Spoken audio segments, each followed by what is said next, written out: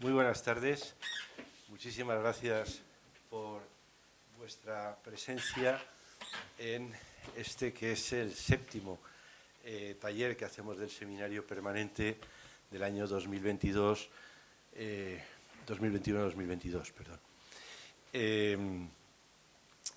Sabéis que el eje o el paraguas, como dice Adela, que ha estado dando cobertura o está dando cobertura al seminario es todo lo que es la inteligencia artificial, ¿no? Y lo hemos estado viendo a través de distintas perspectivas y también nos hemos ido a ver todos los aspectos de cómo se está utilizando eso en distintos países y estuvimos viendo las consecuencias a nivel de geopolítica.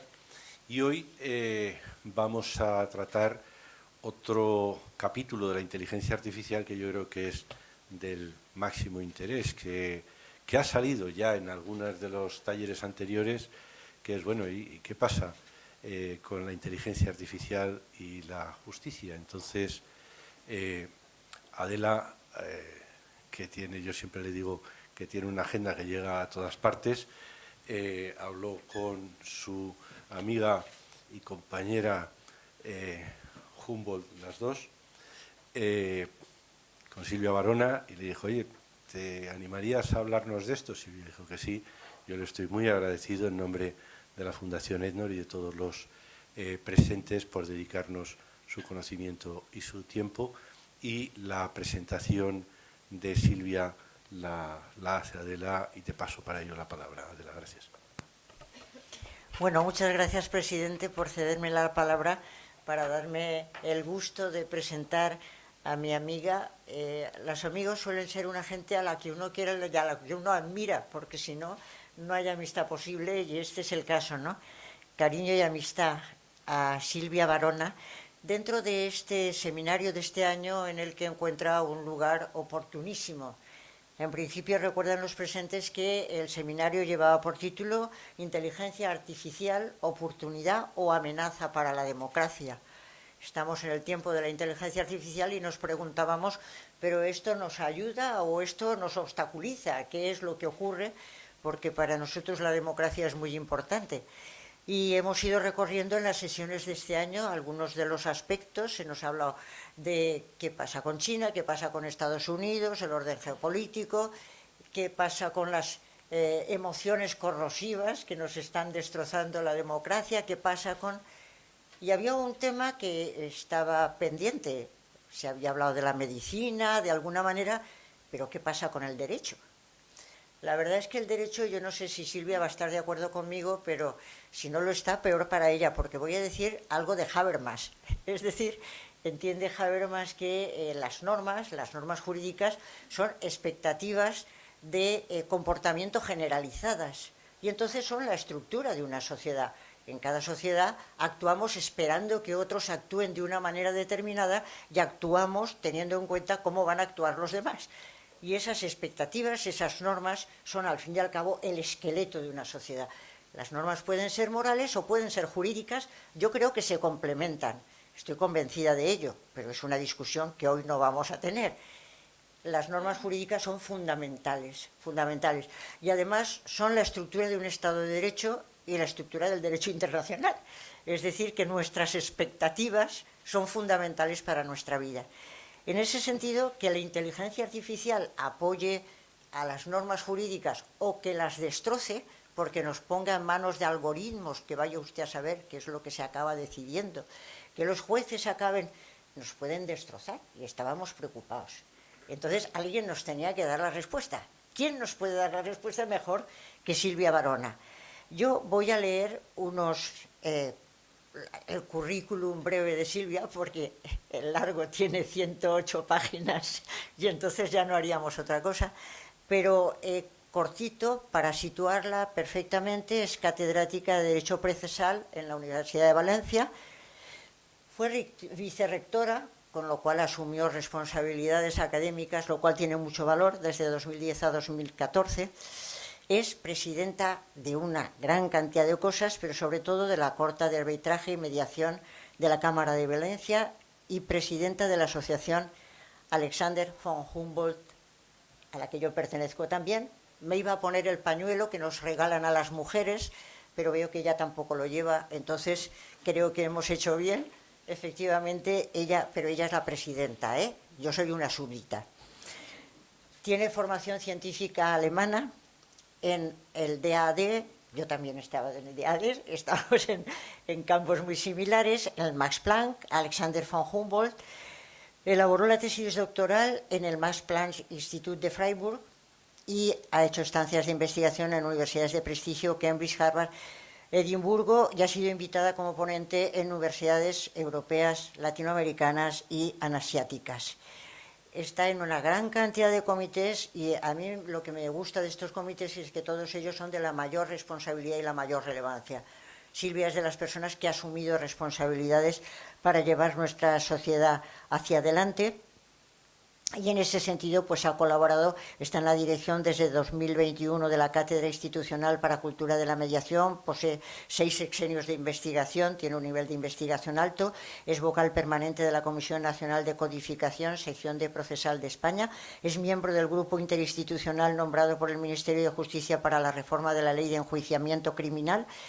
Es doctora honoris causa por una gran cantidad de universidades que no voy a ir detallando para acabar, y está en posesión de una distinción que todos los juristas están deseando tenerla y que todos muy pocos la consiguen, que es la Gran Cruz de San Raimundo de Peñafort, que es la más alta distinción que pueden tener los juristas. Es decir, que el nivel de nuestra ponente de hoy es un nivel evidentemente de excelencia. Creo que siempre hay que citar, tiene una gran cantidad de publicaciones, es evidente, pero yo creo que citar muchas no sirve para nada, sino que hay que dar 2 para ver si la gente efectivamente se anima, que es lo que hay que hacer. Y las 2 que voy a decir están exactamente relacionadas con el tema que hoy nos ocupa. El tema va a ser inteligencia artificial y justicia, el comienzo de una gran amistad. Da la sensación de que es positivo lo que nos va a decir, pero vamos a ver hasta el final porque puede ser que sea justamente lo contrario.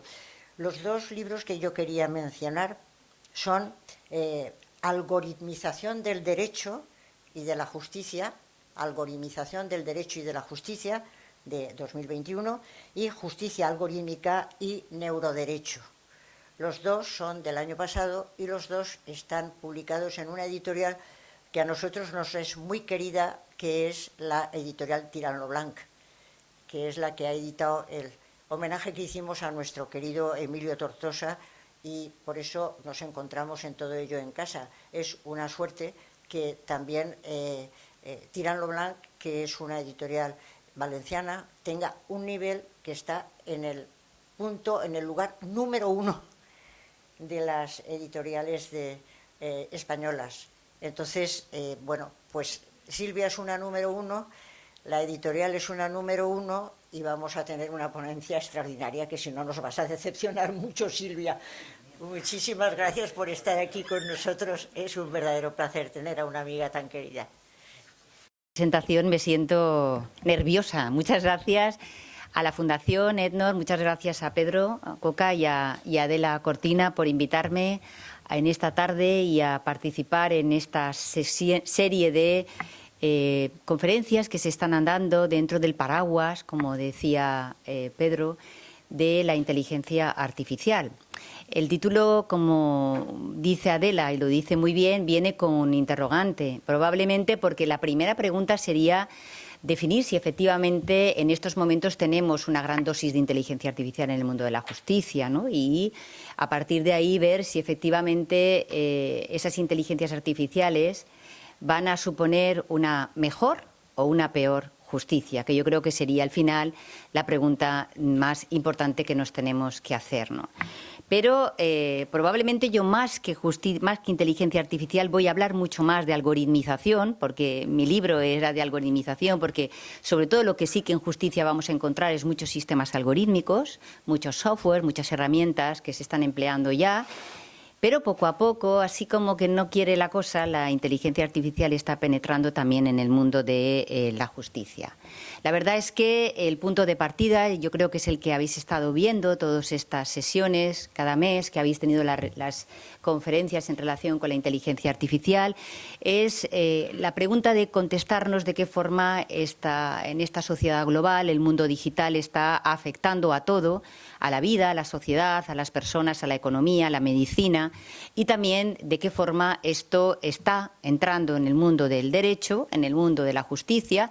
No sé si está entrando en el mundo del derecho y la justicia o necesariamente va a tener que entrar el derecho y la justicia en el mundo de la inteligencia artificial también, que yo creo que por ahí van los tiros de esta relación de reciprocidad que necesariamente va a tenerse que crear entre algoritmos, inteligencia artificial y el mundo del derecho.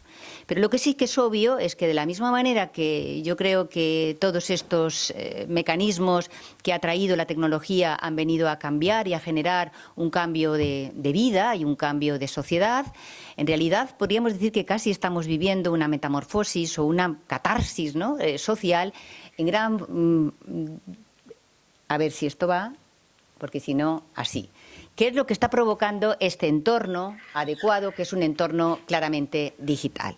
Un entorno digital que se produce, yo creo que en dos momentos distintos y que afectan al mundo del derecho y la justicia. Un primer momento es cuando se produce la revolución del 3.0, que lo que trajo consigo es una herramienta absolutamente imprescindible en el mundo jurídico, que es el Internet.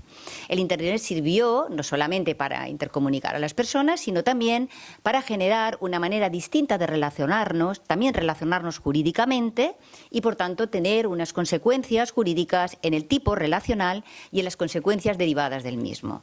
Y fue generando poco a poco la credibilidad de que podíamos actuar e interactuar en dos mundos distintos.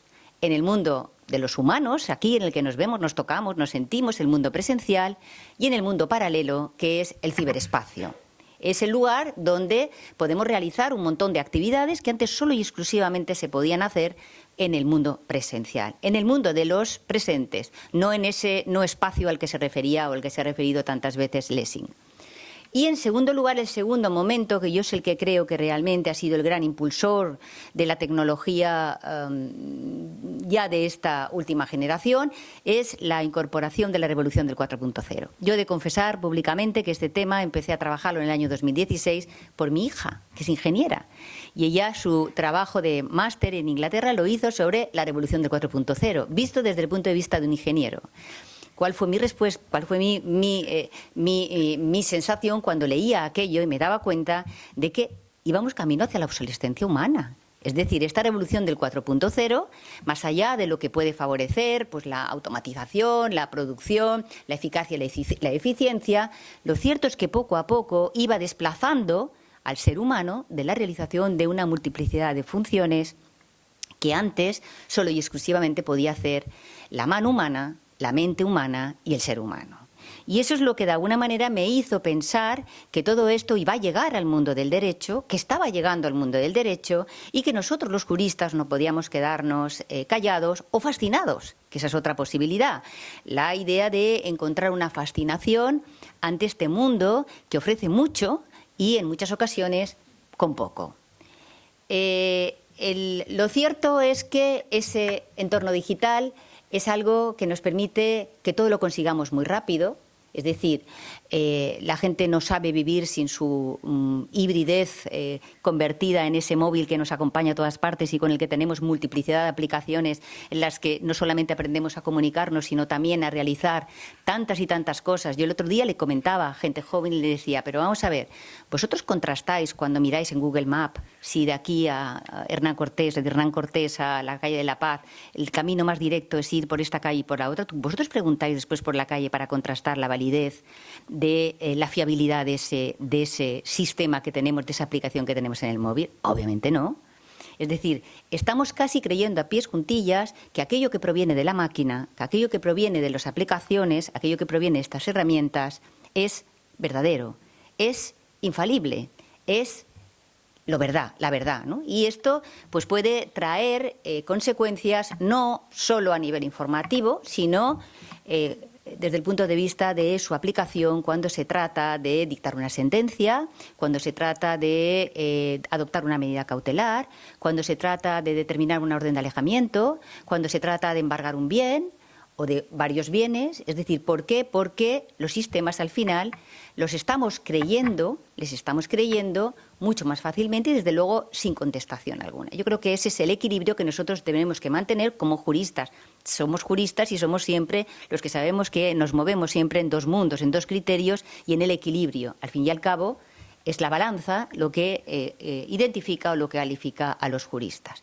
Pues en este mundo, como digo, que todo se consigue, evidentemente empezamos con algo que nos hizo la vida más fácil, que es la digitalización instrumental. Con esa digitalización instrumental realmente empezamos a conseguir algo que además es positivo. Hace un momento estábamos hablando de la sostenibilidad, ¿no? La digitalización instrumental favorece la sostenibilidad, favorece el papel cero, favorece la agilidad, la flexibilidad, el menor coste, pero poco a poco hemos ido incorporando mucho más que lo digital. Hemos ido incorporando otros mecanismos y otros sistemas que ya no son única y exclusivamente instrumentales, sino que tienen una naturaleza funcional. A mí me gusta siempre poner los jóvenes filósofos de estos momentos, ¿no? Hay algunos que han sabido muy bien reflejar la sociedad digital que en estos momentos tenemos y realmente desde un punto de vista de la filosofía se ve claramente cómo al final vivimos en este enjambre digital, como dice Byung-Chul Han, o como la sociedad de masas tecnológica o la servidumbre maquínica a la que se refiere Maurizio Lazzarato, Hobart, o el proletariado digital, Marcus Gabriel, catedrático de filosofía de Bonn, o, por ejemplo, la humanidad aumentada del francés Enrique Sadan, etcétera, etcétera. O la vida en la sociedad líquida a la que se refiere Simon Bauman, ¿no? Lo cierto es que ese retrato de la sociedad digital que nosotros vivimos es una sociedad que parece que vamos, o a la que experimentamos, muchas cosas en positivo, pero casi nos vamos convirtiendo en esa servidumbre, ¿no? Seguimos teniendo, cada vez más tenemos una servidumbre respecto de las máquinas. ¿Hasta dónde? Esa es la historia y eso es lo que dependerá de nosotros, el determinar hasta dónde va a poder llegar esto. A ver si esto funciona. La consecuencia de este retrato de la sociedad es efectivamente que hay un cambio de paradigma vital, que hay un cambio de paradigma societario y un cambio de paradigma de espacios, de protagonistas, de principios, de tipos de comunicación, de modus operandi. Y también esto pues, va a llegar a la justicia. Nosotros estamos acompañados de artefactos, de robots, de software, de herramientas. Yo les decía, si cogemos el móvil, en el móvil tenemos tantas aplicaciones y constantemente aparecen nuevas aplicaciones que nos ayudan a nuestra vida diaria. Muy probablemente nos hemos convertido en dependientes de todo esto que nos acompaña. Y además, en realidad, a la gente joven, pues esto le genera una fascinación. Sobre todo porque le permite, a través de las redes sociales, mostrar una cara que probablemente ni siquiera tienen. Les permite mostrarse mucho mejor o como ellos les gustaría ser que sin realidad serlo. Esto recuerda un poco al Fausto de Goethe y a ese pacto que Fausto hizo con Mefistófeles, ¿no?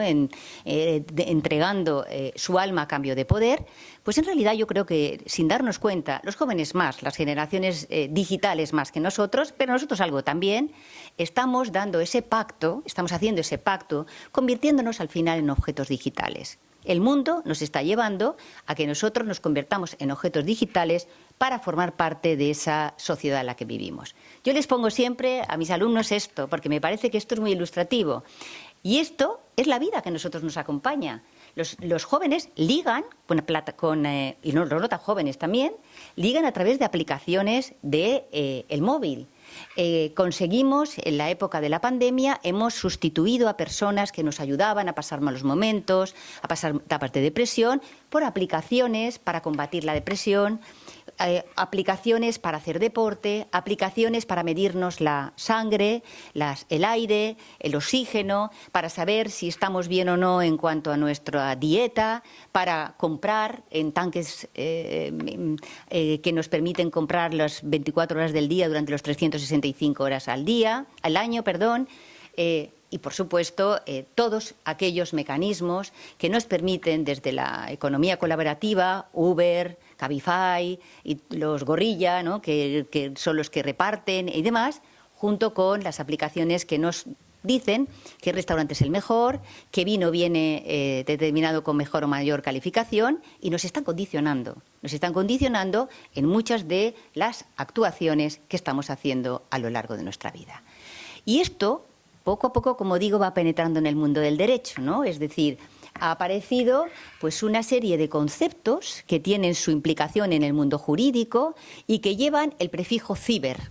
Aparece la ciberempresa, el ciberconsumidor, el ciberciudadano, la cibercriminalidad, la ciberjusticia, el ciberespacio. Es decir, hay, como digo, esa doble vía que recuerda cada vez más a un poco la tendencia, parece que lo vamos consiguiendo, el don de la ubicuidad, la capacidad de poder hacer cosas en el mundo presencial a la vez que podemos hacer cosas en el mundo no presencial, en el mundo digital. Y se habla de máquinas a dos niveles. Aquellas máquinas que están ayudadas por la mente humana, pero que aprenden, que son el machine learning, y aquellas otras que cada vez más se están presentando, y mucho más cuando venga la computación, la ingeniería cuántica, serán las propias máquinas las que aprenderán por sí mismas, las que serán capaces de retroalimentarse, alimentarse de aquello que pasa en la sociedad y ofrecer respuestas de acuerdo con una sociedad determinada en un contexto determinado. Y se habla de un movimiento, esto yo creo que tiene mucho que ver, Kurzweil es uno de sus defensores, pero sobre todo tiene mucho que ver con los chicos de Silicon Valley, es el transhumanismo, el poshumanismo, la humanidad aumentada.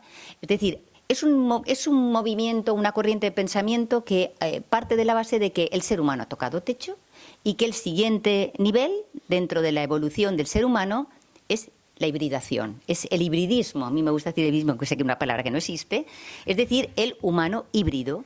Un humano híbrido que consiste en que tendrá una dependencia de la máquina y que, bueno, pues para ser mejor necesitará de la máquina externa o de la máquina interna. Léase chips mentales, léase, por ejemplo, pues el marcapasos cerebral, o léase cualquier tipo de cosa que lo que permita sea complementar las deficiencias del ser humano. Las piernas biónicas, pues bueno, son mecanismos que funcionan con distinta tecnología, pero al final, detrás de todo esto, pues está empresas que de alguna manera en ocasiones pues tienen determinadas nacionalidades que no son españolas ni siquiera europeas y que tampoco sabemos el grado de control que eso pueda llevarse respecto de, como diré luego, de la propia capacidad o la propia personalidad, la propia capacidad de la personalidad y la capacidad de decidir el ser humano.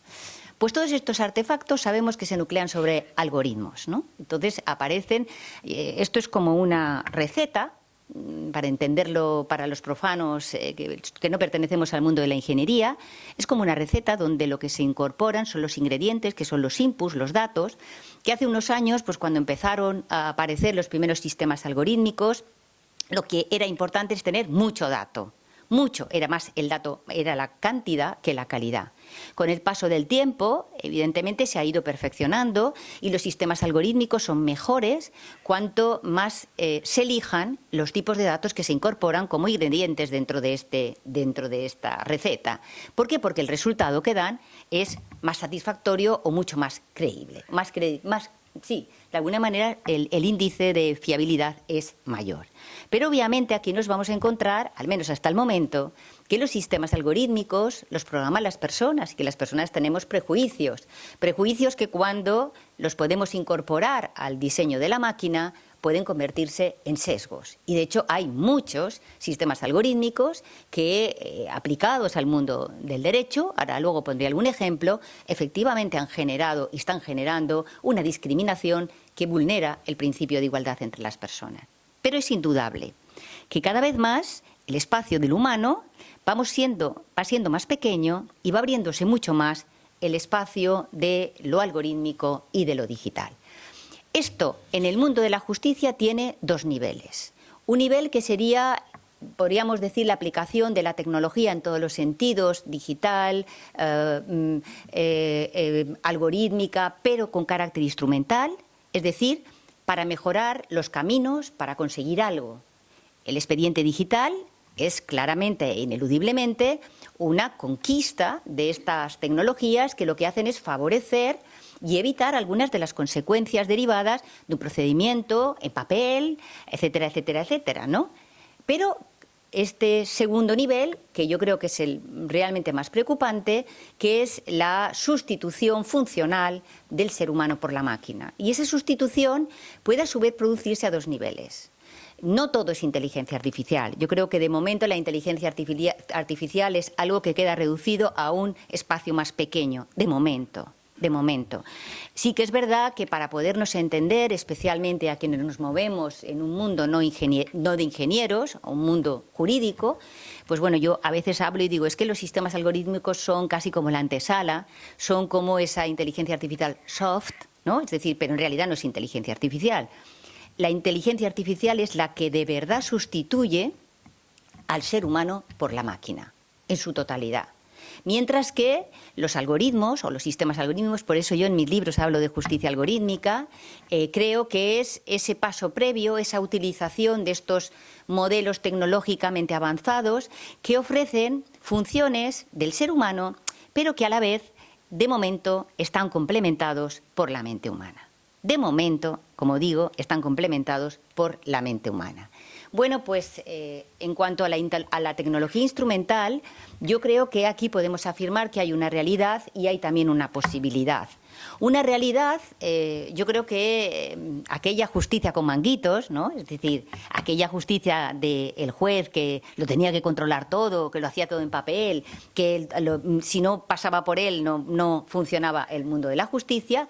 Es verdad que positivamente hemos incorporado instrumentos de tecnología y algoritmos que nos van a permitir, o digitalmente, conseguir cosas como los expedientes digitales, el papel cero, las videoconferencias, la transcripción. Por ejemplo, la semana pasada miré a ver los datos del Ministerio de Justicia y me encontré con que hay más de 440.000 juicios telemáticos que se han celebrado.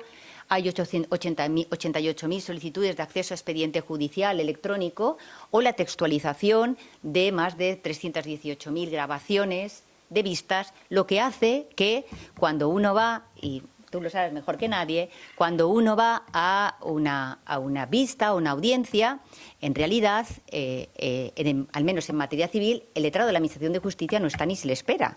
Ha colocado la máquina y se va. ¿Por qué? Porque la máquina realmente ha sustituido aquella función que primitivamente hacía el secretario judicial, que consistía en levantar el acta de aquello que se transcribía en el desarrollo de la vista o de la sesión oral, ¿no? Y, en segundo lugar, hay una posibilidad. Todo no es malo. En la vida nada es malo ni bueno, sino todo lo contrario, ¿no?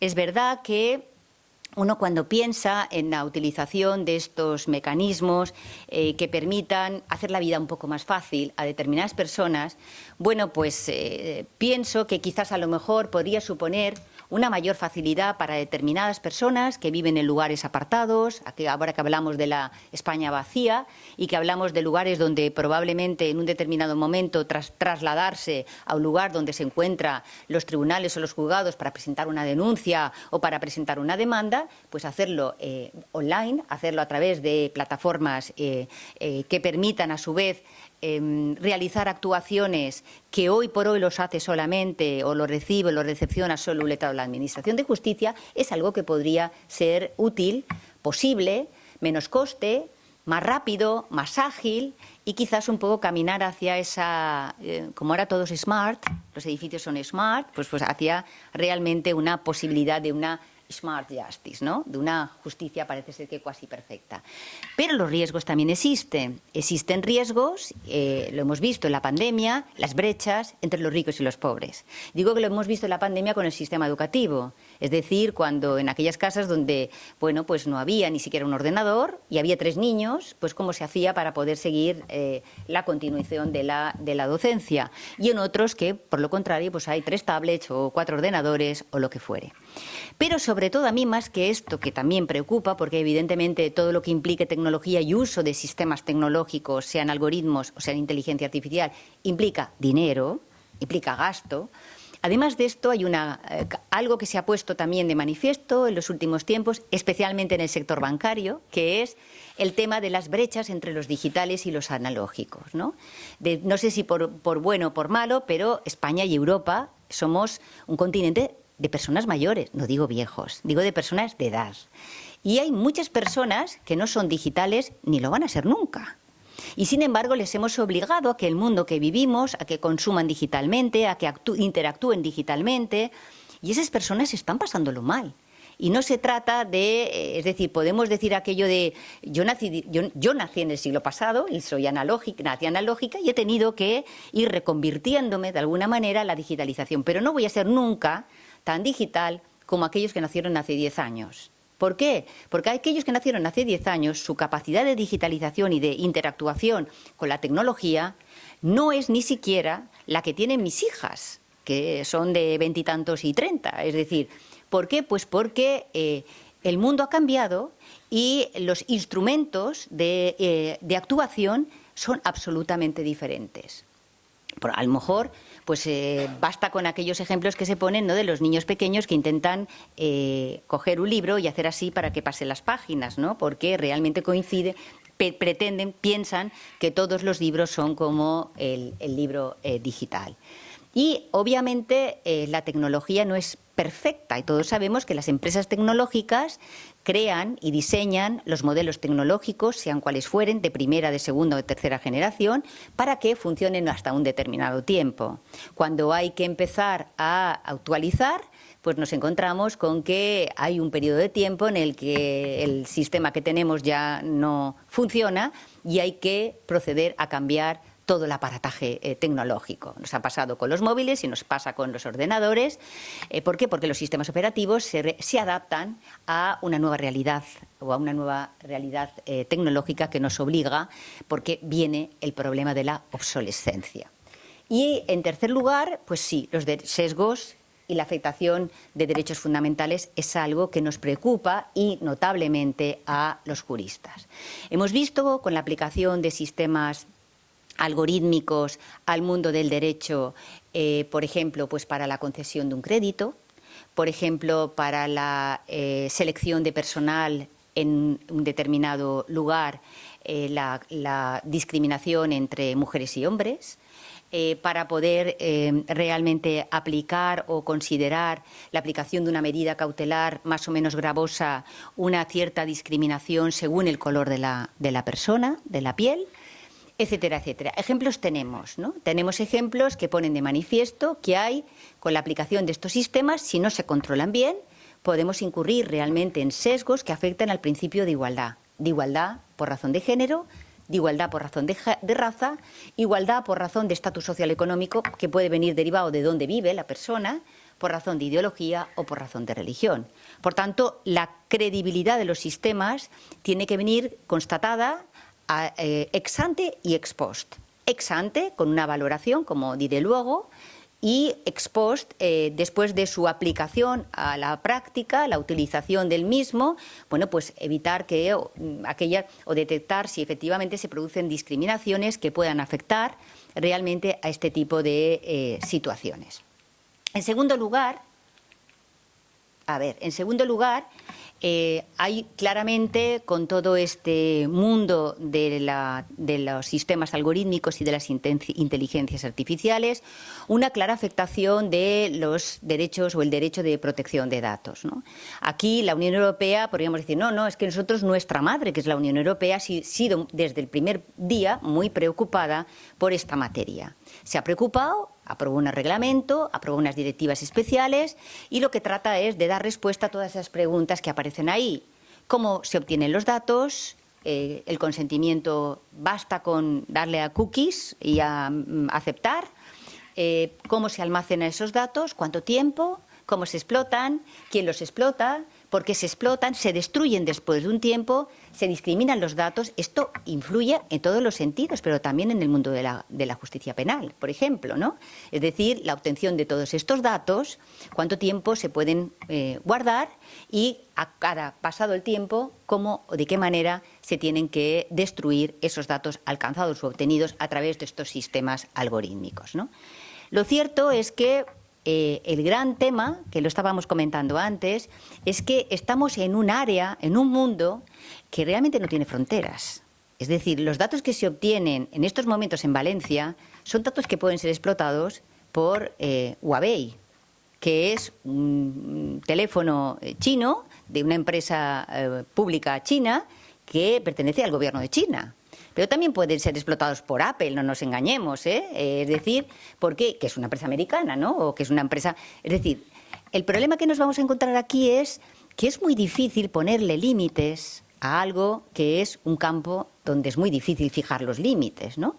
Yo recuerdo hace ya un tiempo, en el año 2019, yo estaba trabajando sobre esto y estaba en Friburgo, en Alemania, y hubo pues había una fundación que organizó una conferencia en relación con el tema de inteligencia artificial y en realidad a mí me llamó mucho la atención porque casi todos los asistentes eran ingenieros. Estaba entre ellos la presidenta de esa comisión de sabios de inteligencia artificial que tiene la Unión Europea y despotricaban de los juristas y de los éticos y decían que estábamos siempre fastidiándoles porque éramos los que poníamos el secante, los límites a lo que era el progreso de la tecnología y que por la derecha y que por la izquierda nos estaban ganando Asia y nos estaba ganando el mundo anglosajón. Claro, este es el debate es si todo vale. Si todo vale, sin límites jurídicos, sin límites tal, pues bueno, llegará un día en que probablemente nuestro sistema democrático, garantista y de derechos será historia pasada y fruto, obviamente, de un momento histórico concreto, ¿no? Es decir, yo creo que hemos de estar ahí en el control de los límites de hasta dónde se puede llegar, pero ese hasta dónde se puede llegar es muy complicado cuando el traspase o el trasvase es aterritorial. Es decir, no hay espacio, no hay límites territoriales y, por tanto, es más difícil fijar normas que puedan tener una proyección de naturaleza global. Por supuesto, vinculado a lo que decía antes del transhumanismo, hay en materia de derecho civil, en materia de las normas de derecho civil sobre robótica, preocupa mucho a la Unión Europea el tema de qué manera, si todo el progreso científico, en muchas ocasiones vendido, presentado, y es verdad, ¿no?, para una mejora de la vida de las personas, para mejor bienestar, para un vivir de forma lo más mejor posible, pues puede provocar al final este tipo de incorporaciones como los que se ofrecían, los chips que se introducían en el organismo humano interior para evitar o para quitar las secuelas, esto ya hace tiempo que salió, las secuelas de un COVID permanente. O, por ejemplo, aquellos marcapasos cerebrales para personas que, bueno, pues tienen Parkinson o tienen Alzheimer y cómo se le dice que no va a poder tener una mejor vida a cambio de incorporarse este tipo de marcapasos cerebral. ¿Dónde está el límite? Es decir, ¿hasta dónde podemos llegar? Y luego, ¿de qué forma la realización de este tipo de acciones y de desarrollo tecnológico en el cuerpo humano puede llegar a provocar esa suerte de cyborg o de biofake, ¿no? Es decir, esa hibridación entre el ser humano y la máquina, y hasta qué punto eso no puede alterar la propia capacidad intelectual humana, la manipulación del ser humano. Yo creo que aquí, de nuevo, la Unión Europea, el Parlamento, elaboró un informe que elevó pues, para ver de qué forma se podía fijar algunas normas, pero insisto, la Unión Europea se queda corta, es decir, allende la Unión Europea hay mucho mundo, hay mucho planeta. Otra de las afectaciones desde el punto de vista político, también precisamente hace escasamente un par de semanas salió en un periódico nacional una entrevista con rusos que habían participado en el momento de las elecciones entre Hillary Clinton y Putin, se me fue, y Trump. Realmente al final lo que comentaban era que habían sido contratados para manipular, para generar una opinión, para manipular, para influir en el proceso electoral y obviamente no poniendo su opinión, sino la opinión que venía dada expresamente para poder realmente afectar este tipo de cosas. Eso obviamente va a afectar en la medida en que empecemos a utilizar los sistemas electrónicos de votación, que tarde o temprano llegarán, porque llega todo y esto llegará, pues hasta qué punto, dónde podemos establecer los límites y las garantías para evitar que haya manipulaciones e incluso personalidades digitales superpuestas, ¿no?, que es el peligro que yo creo que en estos momentos contamos. Y, por supuesto, la afectación de derechos y las garantías en el mundo de la justicia, entendido por el mundo procesal, las hay. Las hay porque ahora vamos a ver algunas manifestaciones que os voy a contar, donde realmente lo que nos planteamos es, bueno, ¿y dónde queda el derecho a defensa? ¿Cómo puedo yo contrarrestar la opinión que nos venga dada neutralmente, bajo la neutralidad fría de lo que supone el resultado obtenido por un sistema algorítmico? ¿Cómo los jueces, pues a lo mejor, llegarán a utilizar sistemas que permitan favorecer la motivación? ¿De qué manera la motivación maquínica es el equivalente a una motivación, un razonamiento jurídico realizado por un juez en su sentencia?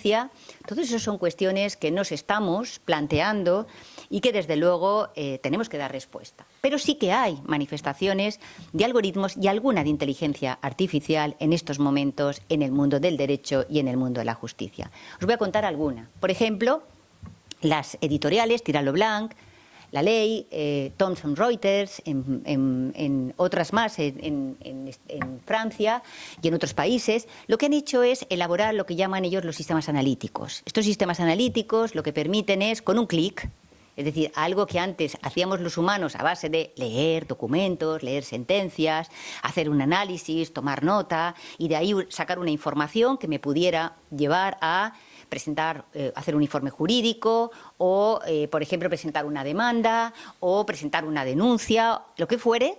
Bueno, pues eso me lo están haciendo sistemas analíticos computacionales.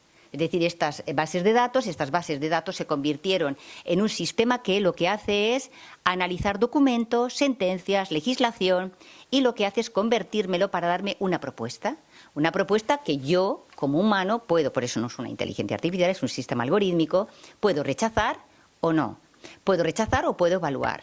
Yo creo que el mundo, los humanos somos así, es decir, lo evaluaremos 2 o 3 veces, pero luego la rapidez con la que el mundo nos lleva, terminaremos diciendo, vale, acepto esto. Y terminaremos casi de forma crítica aceptando esa solución que nos viene dada por este sistema. En segundo lugar, hay otros que lo que nos permiten es revisar documentos, revisar un contrato, redactar un contrato, revisarlo, hacer incluso auditorías jurídicas o due diligence. Hay muchos ya ejemplos de sistemas que se venden en el mercado y que realizan este tipo de funciones.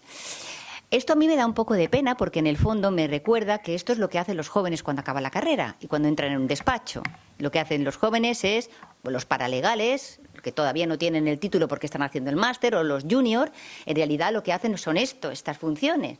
Estas funciones son las que ahora va a hacer una máquina que además no tiene COVID, no se constipa, no tiene bajas maternales, ni paternales, ni tiene nada, con lo cual realmente ofrece una vida mucho mejor y mucho más rápida. En tercer lugar, la posibilidad de redactar demandas. Esto ya funciona, sobre todo pensemos en aquellos casos de demandas colectivas o de demandas que no se han hecho colectivamente, pero que se han presentado una por otra y son idénticas, ¿no? Lo que antes hacíamos con el corta y pega, pues el corta-pega ahora me lo hace una máquina y me convierte en la redacción de una demanda judicial o de una demanda arbitral. En cuarto lugar, hay muchos, y además en distintos lugares del mundo, muchos software, muchas herramientas algorítmicas que me ofrecen argumentación jurídica. Esto da susto, porque en el fondo es una argumentación jurídica de pasado, porque lo que hace es analizar aquellos casos, la casuística anterior, para ofrecerme una respuesta de presente, pero sobre la base de lo anterior. Es decir, el derecho es algo que va andando, el derecho es cambiante. Entonces, con estos sistemas, si no cambian los propios sistemas, nos podemos encontrar en un estancarse el propio planteamiento de los propios derechos del propio sistema. Pero son ya muchos los que existen y que permiten formular argumentos para estrategias procesales o no procesales o incluso para preparar la defensa o argumentación.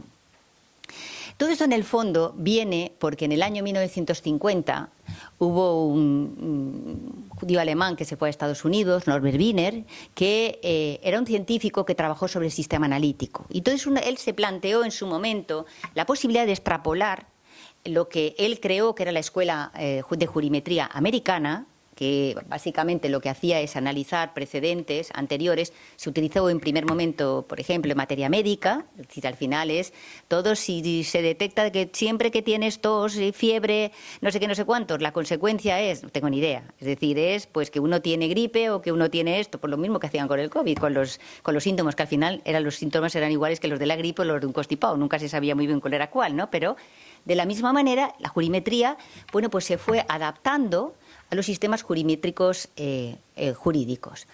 Y esto ha dado lugar a una cosa muy curiosa, que es la predictibilidad. Se vende como lo siguiente. Eso que aparece ahí, que no se ve muy bien, pues un poco lo que hace referencia ahí es a la jurimetría del caso, del magistrado, del abogado, del organismo público, de la empresa o del tribunal. Lo que hace es predecir la sentencia, el fallo de la sentencia que se va a dictar respecto de un determinado asunto. Entonces, con esto, lo que uno se puede evitar es el propio proceso. Es decir, si a priori sabe que su asunto tiene pocos visos de ser estimado, pues de esta manera evitaría todo el esfuerzo que supone presentarse, dirigir, ejercitar, desarrollar una defensa en sede judicial. Esta predictibilidad, que ha sido, primero fue, pues como decía anteriormente, los datos eran datos masivos, pero poco a poco ha ido perfeccionándose.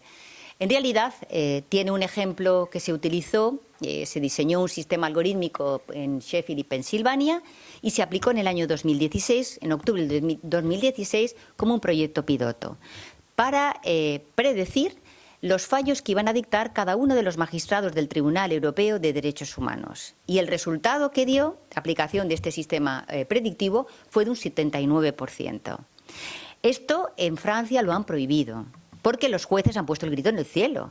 Porque en el fondo lo que les están es perfilando al juez. El juez le están diciendo, esta jueza es la que siempre deniega los no sé cuántos. Este juez es el que siempre adopta prisiones preventivas. Este juez es el que siempre estima pretensiones de esta naturaleza.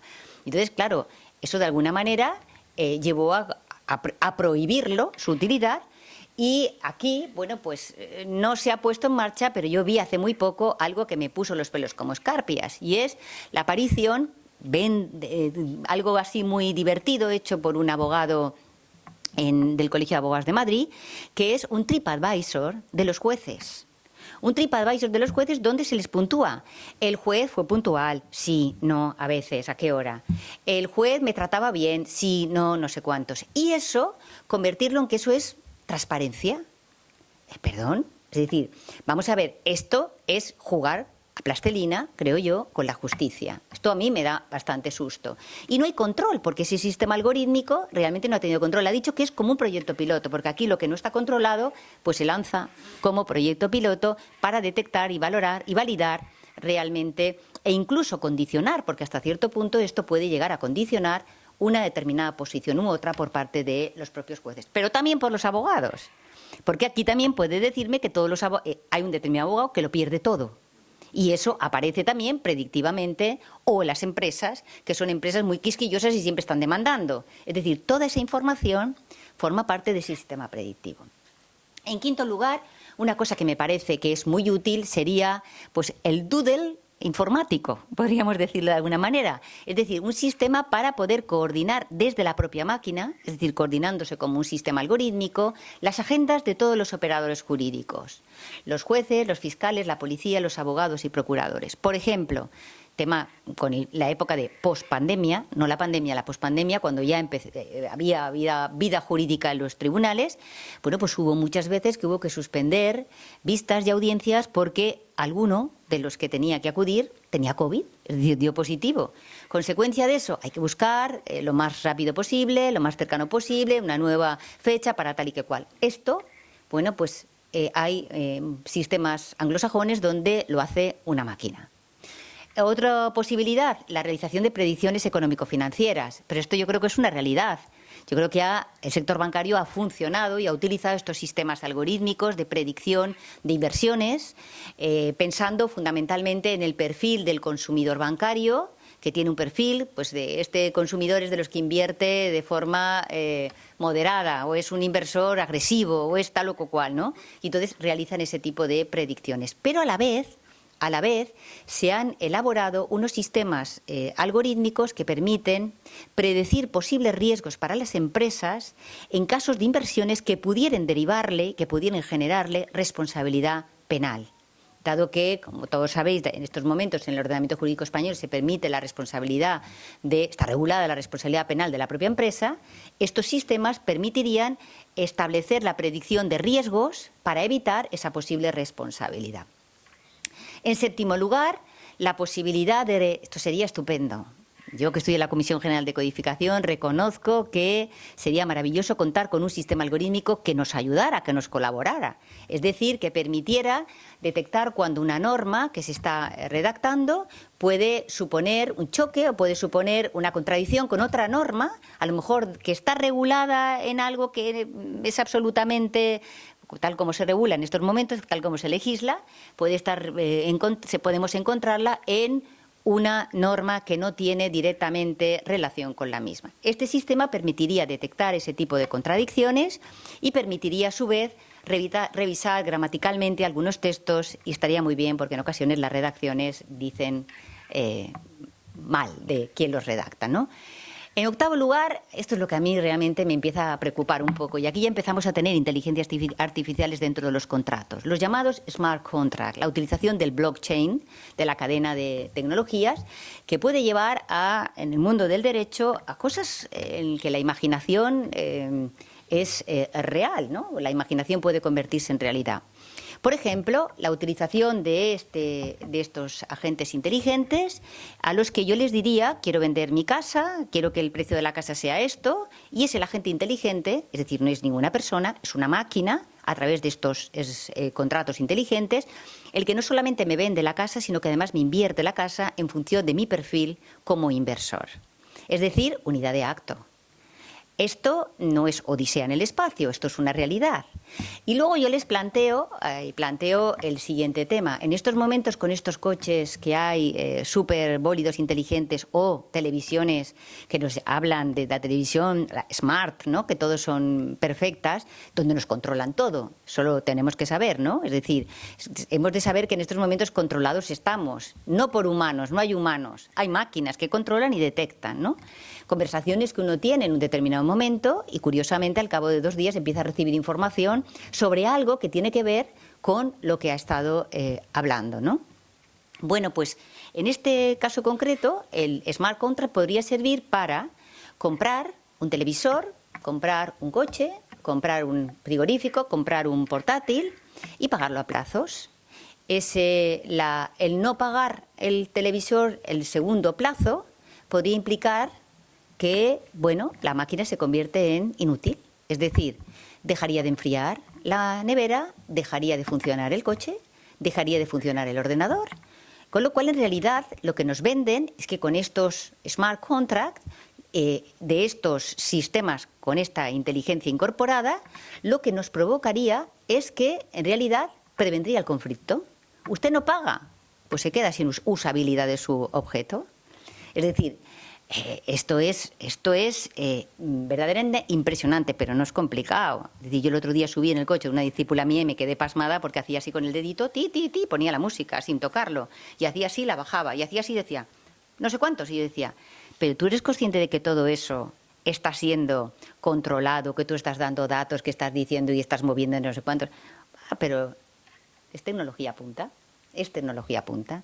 Además de esto, en el mundo de la abogacía, el Consejo Nacional de la Abogacía de España está muy interesado en fomentar todo lo que venga por legal. Pero no es que yo no sé si es que está interesado o es que se ha dado cuenta que es o renovarse o morir. Y entonces se ha lanzado a el famoso magma o hábitat del Legal Tech. Y dentro del Legal Tech hay muchas posibilidades. ¿Por qué se ha empezado? Por lo más fácil.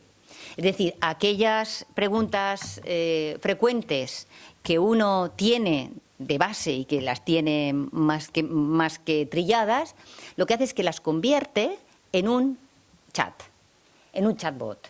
Ese chatbot es lo que mal se llama abogado electrónico. Ese abogado electrónico que además seguro que os ha pasado muchas veces, entrar en algo y aparece un monigotito por ahí que dice, soy Diego, soy Dino, ¿te puedo ayudar en algo? Eso es un chatbot. El chatbot, ¿hasta dónde llega? Hasta donde le han alimentado. O sea, le han alimentado con esas preguntas frecuentes. Y esas preguntas frecuentes en un despacho de abogados, ¿para qué sirven? Pues sirven para automatizar esas consultas que son de naturaleza general. Incluso en ocasiones pueden llegar a orientar al cliente o incluso hacer, si se les va perfeccionando, una previa valoración y a partir de ahí designarle incluso a través del chatbot a el experto o el asesor legal de la firma, que es el que va a verle. Con lo cual esa primera fase la llevaría la máquina, sería mucho más eficiente. Vemos el equilibrio siempre de la eficiencia frente a lo que implica la cercanía, la humanidad y demás, pero obviamente yo comprendo, es decir, ellos lo que ven es, aquí podemos encontrar negocio, o nos reinventamos, o si no, vamos a morir de inanición, porque al final los que se avancen son los que se van a comer el mercado del mundo de la abogacía. Y yo creo que aquí los grandes damnificados son los que están abajo y sobre todo los pobrecicos míos, los jóvenes juristas, que tienen una posibilidad y la posibilidad es convertirse al final en imprescindibles para saber manejar todo este tipo de herramientas, saber cómo se manejan las herramientas, la usabilidad de la misma, convertirse realmente en el elemento, digamos, intergeneracional que permite que del humano a la máquina, pues existan ellos que son los que se manejan muy bien. Porque, evidentemente, la gente más mayor, pues probablemente no se llega a manejar con la misma fiabilidad. Hay otras inteligencias artificiales que están funcionando ya. En el mundo de los conflictos de consumo. Ahí es lo que se denomina el Online Dispute Resolution, el Online Dispute Resolution System, que son plataformas maquínicas, son máquinas ya diseñadas para resolver aquellos conflictos en materia de consumo. Y aquí la Unión Europea es que ha potenciado mucho este tipo de cosas. La verdad es que no tanto como quisiera, no tanto como ella quiere, pero sí que se han incorporado una serie de, el que ha manejado, el que se funciona con PayPal o con eBay, hay un sistema que es Modria, que permite resolver los conflictos que pueda tener y que afectan a esa compra-venta, a ese contrato de consumo, a esa adquisición de consumo, ¿no? Y estos sistemas es un formulario tipo, y ese formulario tipo es casi como la monedita que saca la Coca-Cola, pues aquí es un formulario tipo donde yo relleno y lo que me sale es una propuesta de resolución. En realidad son más proponedores que decisores, pero bueno, están eliminando. Aquí no hay humanos, detrás de esto no hay humanos, hay máquinas, hay un sistema operativo, hay un sistema dentro y es el sistema el que me va a resolver. Y esto los abogados también están viendo que en materia, que es donde más conflictos hay, es en el tema de las compañías aéreas, es decir, pues el avión que me deja tirado en tierra, el que no me deja subir por no sé cuántos. Son un tipo de conflicto que se repite con cierta asiduidad, ¿no? Y entonces es más sencillo, es más fácil darle respuesta si ya tengo la respuesta preparada de antemano. Y lo que hago es convertirla en máquina, que es la que me va a dar la respuesta al respecto. Y la última, y con esto entraré en el último apartado, que sería todos aquellos sistemas que pues trabajan con la prevención de los hechos delictivos, con la investigación en el proceso penal, con las argumentaciones jurídicas, con la valoración de las pruebas, con la posibilidad de decidir judicialmente por una máquina en todos los órdenes jurisdiccionales, ¿vale? Quizás a lo mejor el que nos resulta más llamativo es penal, pero puede darse perfectamente en cualquiera de estos. La verdad es que aquí, ¿qué es lo que podemos decir que esta inteligencia artificial soft, más llamada inteligencia artificial, sistemas algorítmicos, ofrecen a la justicia? Fundamentalmente son sistemas que permiten asistencia, complemento, colaboración, agilización de funciones humanas. En materia de policial, la justicia predictiva. En materia de investigación penal hay ya varios sistemas que un poco pueden servir de orientación al investigador penal cuando ya se tiene conocimiento de la existencia de un hecho delictivo. Y luego en la toma de decisiones judiciales vamos a ver que ya hay inteligencias artificiales que sustituyen al ser humano, al juez humano, al robot. Es la existencia de un robot judicial. Y en materia de ejecución de sentencias, pues bueno, quizás a lo mejor en materia civil, yo creo que estos sistemas algorítmicos podrían ser muy buenos. ¿Por qué? Porque todos sabemos que cuando se dicta una sentencia en un proceso civil, las leyes y la ley de enjuiciamiento civil lo que ha hecho es favorecer la agilidad, la oralidad, que todo sea más rápido, pero cuando llega la ejecución llega el garbanzo negro del ámbito procesal. Bueno, pues estos sistemas podrían servir para ayudar, por ejemplo, en los casos de embargo, la localización de los bienes del ejecutado. Bueno, pues la posibilidad ahora, es verdad que hay un punto neutro, pero ese punto neutro convertirlo en algoritmos, es decir, de manera que estén interconectados el sistema bancario, los bancos, esté interconectado la agencia tributaria, la seguridad social, a la hora de poder determinar bueno, pues qué bienes se tienen, cuál es el listado de los bienes que tienen y en qué situación está económicamente una persona a efectos de poder dirigir o no la ejecución forzosa contra los bienes de ese deudor. Pero como decía antes, hemos pasado de una digitalización a un uso de herramientas algorítmicas y a la inteligencia artificial. En materia de justicia predictiva, la policía utiliza desde hace mucho tiempo, y yo creo que esto es lo que menos se sabe, pero es lo que más hay.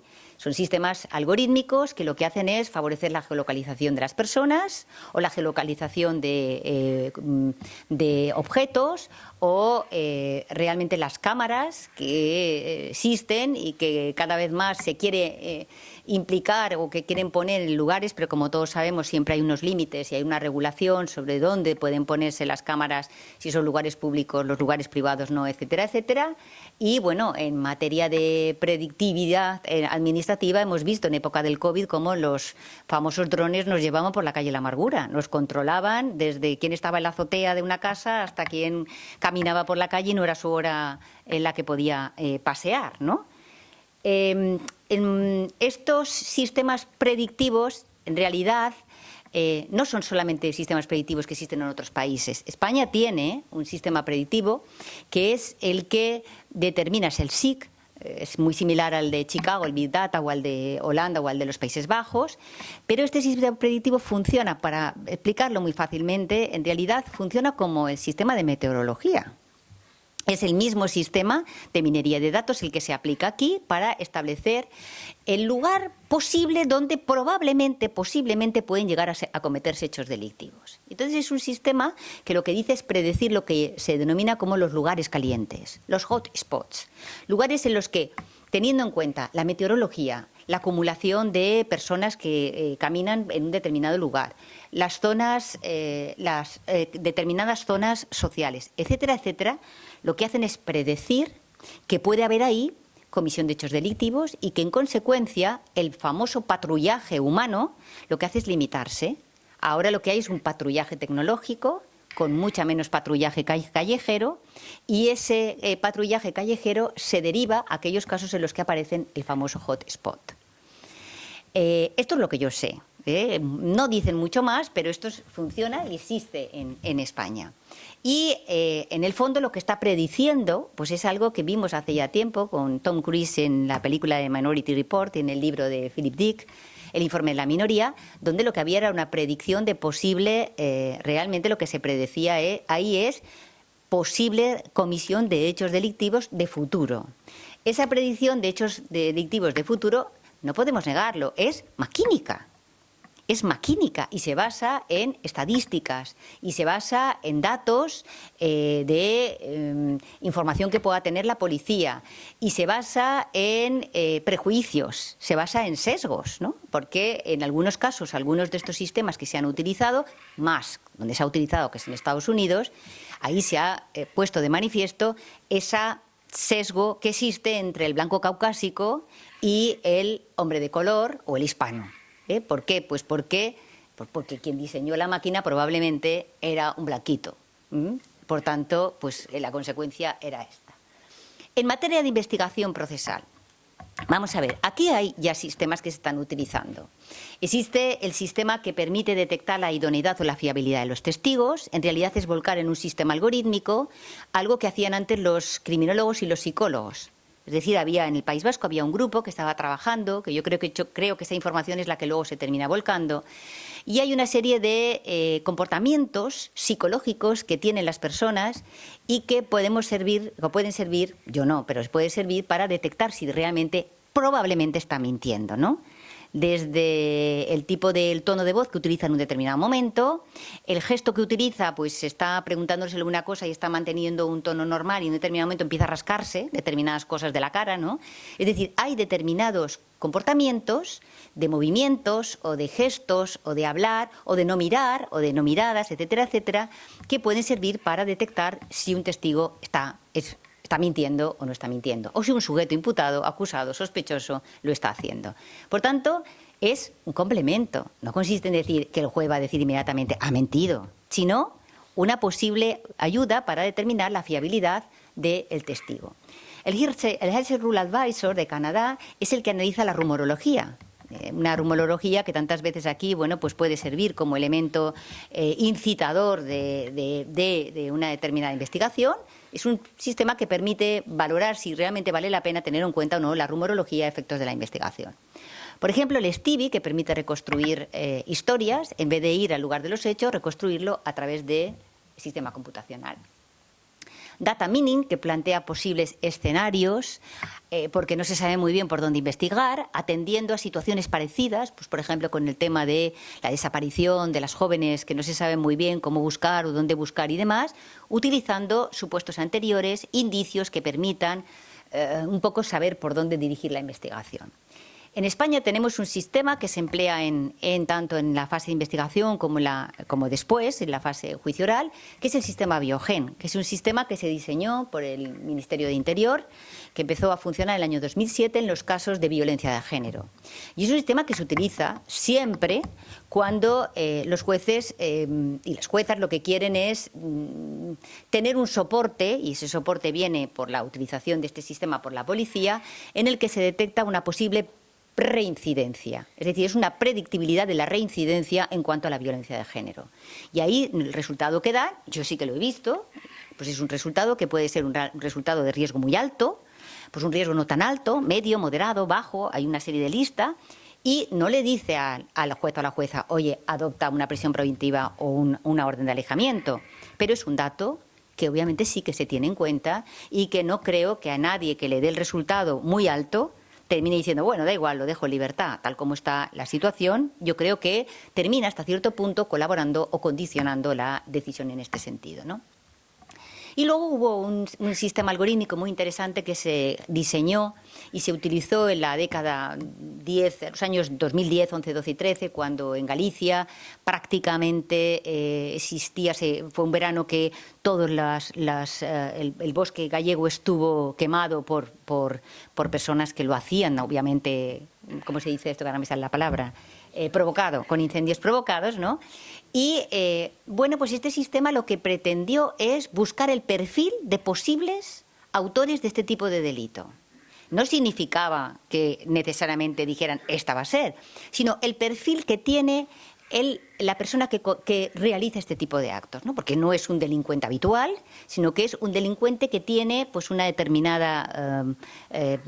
determinado perfil y se utilizó para buscar, saber dónde buscar en algunos de estos sujetos. En la investigación tenemos en estos momentos un montón de sistemas biométricos, ¿no? Es decir, pero yo creo que todos ya sabemos que abandonamos la idea aquello del dedito y mancharse el dedito con tinta por los sistemas biométricos que permiten identificar a las personas mediante la huella dactilar, el iris, la retina, la mano, la oreja. Yo no sabía que la oreja con los otogramas es uno de los elementos del cuerpo más identificadores de las personas. El tema de los movimientos y el gran debate que existe en toda Europa, somos limitantes, somos restrictivos, que es el uso masivo del reconocimiento facial, ¿no? Es decir, hay países, como todos sabemos, y supongo que aquí habréis visto también en días anteriores, que utilizan estos sistemas de reconocimiento facial y han creado, y aquí pongo el ejemplo, basta, yo creo que una foto vale más que 1000 palabras, han creado el scoring, que es el carnet de ciudadano. En China los ciudadanos tienen este carnet con un numerito que sube y baja en función de si es un ciudadano bueno, no tan bueno, medio, moderado, malo. ¿Por qué? Pues porque pasan los semáforos en rojo, porque no ha pagado la última impuesto, porque el vecino de al lado le planteó una queja por no sé cuántos. Es decir, 1984 y Orwell es esto. Es decir, al final es un control absoluto de la ciudadanía a través de un número y a través de... ¿Y estos números para qué sirven? Pues para todo, con unas implicaciones jurídicas brutales. Por ejemplo, una persona que quiera ser funcionario, si es ciudadano malo, no podrá ser funcionario. Una persona que vaya y quiera un crédito, no va a conseguir el crédito, etcétera, etcétera. Es decir, condiciona la vida de las personas porque están clasificados numéricamente con... pues eso, con una clasificación debido a ese reconocimiento masivo, reconocimiento facial. Que el reconocimiento facial serviría o puede servir, y de hecho se utiliza en algunos casos cuando se ha tratado, por ejemplo, y se ha permitido para el control o la búsqueda de grupos armados, de organizaciones terroristas, cierto. Pero de eso a permitir de forma masiva su utilización implicaría un cambio de mundo. Es decir, el mundo no sería el que tenemos y aunque el mundo está cambiando, pero esperemos aguantar como gato panza arriba y no conseguir realmente este sistema de control absolutamente masivo. Y me quedaría el último punto, que sería la verdadera inteligencia artificial. Es decir, sustituir por una máquina por un ser humano. Sustituir la máquina a un juez, sustituir la máquina a un fiscal, sustituir la máquina a una policía, al policía. Hay algoritmos que, como decía, complementan o ayudan al juez, cierto. Biogen es uno de ellos. Por ejemplo, ha habido otros que han tenido que ser retirados, nunca mejor dicho, del mercado. Por ejemplo, Compass, que es uno que causó mucho impacto en la doctrina jurídica, es un sistema algorítmico que lo que detectaba era lo que decía anteriormente, es decir, la predictibilidad de la reincidencia de una persona. Entonces, en el año 2013 se condenó a un ciudadano, Eric Loomis, a una sentencia muchísimo más alta de lo que le correspondería, casi el doble, en el grado máximo, por un delito de falta de colaboración con la justicia. La defensa dijo, bueno, ¿cuál es la razón? La sentencia condenatoria se basó solo en este sistema. ¿Cuál es lo que quiero saber en ejercicio del derecho de defensa es qué es Compass? Es decir, ¿por qué Compass ha dicho que mi cliente va a ser reincidente en un plazo de 2 años, ¿no? Entonces, cuando llegó el momento de la apelación que planteó, la empresa de Compass dijo, se siente, Compass está protegido por el derecho de autor. Y entonces ahí vuelve otra vez los juristas, el equilibrio entre el derecho al proceso debido, el derecho a las garantías y el derecho de autor, que tiene una empresa, lógicamente, para eso. La sentencia, cuando llegó a al Tribunal Supremo, el Tribunal Supremo no revocó la sentencia dictada, pero dijo que estos sistemas solamente podían utilizarse siempre y cuando se complementaran con otros medios de prueba. Es decir, que no podía convertirse en prueba plena, porque si no, volvemos a lo que he comentado anteriormente, la frialdad de la máquina nos fascina y puede llevarnos a que sea al único elemento que permita motivar en una resolución un fallo en un sentido o en otro. Y contra eso es muy difícil luchar, porque el ejercicio del derecho de defensa choca frontalmente frente a esa posibilidad que puede existir de la utilización solo de este sistema. La pregunta es, ¿puede un algoritmo impartir justicia? Pues bueno, aquí voy a poner algún ejemplillo, ¿no? Es decir, Estonia es un país pequeñito de Europa, bueno, muy tecnológico, en el que en un determinado momento decidió pues, elaborar toda una serie de proyectos de determinado tipo y condición. Y en materia de justicia elaboró este robot. Es un robot, no es un robot, no es un robot, decimos robot, pero es una manera de hablar. Es una estructura computacional que está y forma parte de un ordenador, en la que resuelven los conflictos contractuales que no exceden de 7.000 euros. Y lo único que dijeron es, y vamos a poner que el resultado de esta resolución pueda plantearse como recurso ante un juez humano. Digamos, es Europa. Yo creo que es lo más Europa, ¿no? En Reino Unido, Australia y Nueva Zelanda y Canadá, lo que han aparecido son sistemas algorítmicos que más que decidir son proponentes. En casos de divorcios, en casos de herencia, ¿cómo disuelvo una sociedad de gananciales? ¿Hago propuestas de disolución? ¿O hago propuestas de repartos de herencias? Es decir, quizás a lo mejor la frialdad de la máquina puede servir para que se entienda como algo más aceptable que si pretendo llegar de manera contenciosa a buscar la solución de... Y hay varios ya funcionando. En China que no es de recibo, pero China es donde más avanza todo esto. En el año 2017 se crearon estos tribunales de Internet que funcionan con el móvil. Es decir, como uno en el móvil tiene todos sus datos, lo que hace es, el formulario tipo consiste en mis datos y luego añado lo que pido. Y aquí, ¿qué se están resolviendo? Hay más de 3 millones de causas que se resolvieron por este medio, por esta vía de tribunales de Internet, en el año 2019. Luego la pandemia llegó y ahora están peor que nosotros. Bueno, pues aquí disputas contractuales, de consumo, temas de préstamos en línea, derechos de autor, disputas de nombre de dominio, difamaciones en Internet y algunas demandas administrativas. Y poco a poco va creciendo el ámbito. Ya va creciendo el ámbito. Es decir, va poco a poco sustituyéndose, mermando las necesidades humanas en favor de la máquina. En los Emiratos Árabes es una empresa española, curiosamente, la que diseña REM. Y REM es una inteligencia artificial judicial que resuelve qué tipo de cuestiones: accidentes de tráfico, multas, reclamaciones por accidentes de tráfico, claro está, multas, denuncias por discusiones o reyertas, entre otras.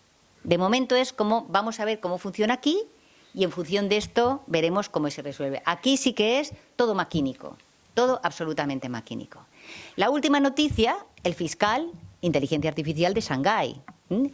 Este fue un proyecto que se ha planteado en el año 2021 y que nos han dicho que el índice de precisión es del 97%. Y lo que se vende, ¿qué es? Eficacia y eficiencia.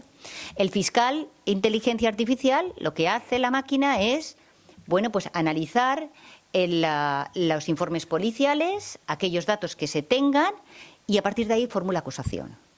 Entonces dice, bueno, con esto lo que tenemos como ventaja es que aquellos asuntos menos complicados los lleva a la máquina y dejamos a los humanos, a los fiscales, para aquellos casos más difíciles y más complejos.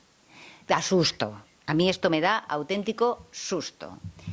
El robot policía, empezamos en Shanghái y seguimos con Miami. Ya no es solo Asia, sino que vemos que en el mundo occidental avanzado, en Miami también hay policías, y estos sí que son robots que van por la calle patrullando. Y ya para acabarlo de terminar, hay empresas, si entráis en Google lo veréis, la empresa de Smart Prison GTL es una de ellas, que ofrece modelos de prisión perfectamente tecnológicamente establecidos. Esto, el panóptico de Foucault está aquí, pero vamos, perfectamente configurado. Un sistema que tiene mecanismos de todo tipo, sensoriales, electrónicos, de todo tipo y condición, para evitar que haya escapadas, obviamente, que haya gente que se quiera fugar de la cárcel por bajo tierra o por las puertas. Hay sistemas que detectan los contactos entre los propios presos. Hay sistemas en línea que permiten conectar a los presos con las autoridades que están fuera. Y luego están, por supuesto, los robots, que son los que patrullan en materia de instituciones, como si fueran instituciones penitenciarias. Esto no lo tenemos. Esto en estos momentos Hong Kong. ¿Quién lo tiene es Hong Kong? Es verdad que en algunas cárceles catalanas sí que se ha utilizado un sistema que es algorítmico, no son inteligencias artificiales ni modelos de tecnología de última generación, pero sí que hay un sistema algorítmico que se llama RISCAMBI, que bueno, pues se ha utilizado como un proyecto piloto por unos años para favorecer y para primero establecer aquellas personas que deberían de pasar al tercer grado y, por tanto, pues deberían de estar fuera, cumpliendo condena, la última parte, o personas a las que se le puede conceder o no permisos por licencias, por lo que fuere, o incluso, y esto sí que me parece interesante, detectan aquellos supuestos de personas que tienen tendencias a autolesionarse o tendencias suicidas, ¿no? Y entonces son sistemas algorítmicos que pueden servir para llamar la atención sobre la necesidad de un tratamiento psicológico, psiquiátrico de este tipo de personas. Y termino pues realmente con preguntas, ¿no? Que yo creo que son las que, desde mi punto de vista, nosotros como juristas debemos de plantearnos, ¿no? Yo creo, después de todo lo que he leído y he pensado y he reflexionado, que me parece imposible la creación de un pensamiento jurídico maquínico. Yo creo que la idea de algunos, desde hace mucho tiempo, de crear una máquina que fuera exactamente igual, que actuara exactamente igual al ser humano, puede realizar automáticamente funciones que hoy realiza el ser humano, pero no puede pensar ni razonar como piensa un ser humano. Si me oyeran los de neurociencia, a lo mejor me dirían que estoy totalmente equivocada, ¿no? Trabajar sobre o analizar lo que están haciendo ellos sobre el cerebro y la manera de traspolar o extrapolar a una máquina el pensamiento humano, en estos momentos pensar como jurista me parece que es imposible, aunque ya no hay nada imposible en esta vida. Los grandes debates son quién alimentará al robot que haga de inteligencia artificial en materia de justicia, obviamente, si cabrá respetarse principios como en materia penal la individualización de la pena, es decir, voy a aplicar automáticamente la pena que se le puso a otra persona porque cometió el mismo hecho delictivo con unas circunstancias parecidas. La individualización de la pena me obliga, por norma, a que tenga que ser a mí misma, de acuerdo con mis circunstancias, mi condición, etcétera, etcétera. ¿Podrá exigirse la responsabilidad? La Unión Europea lo planteó en el año 2011 y ahí quedó. ¿Responsabilidad civil? ¿Responsabilidad penal? ¿Cabrá recurso contra las decisiones de la inteligencia artificial robot? ¿Cabrá? Y esto están trabajándolo los fiscalistas. Hay muchos ya trabajando en derecho fiscal sobre, bueno, si realizan la función del humano, también tendrán que tributar, ¿no? Pues si no, ¿de qué comeremos los humanos? ¿Cabrá la posibilidad de darle al clic, es decir, desactivar la máquina en el caso de que pueda llegar a ser todo esto pernicioso para la humanidad? Pues la verdad es que son preguntas que yo creo que no nos debemos de olvidar.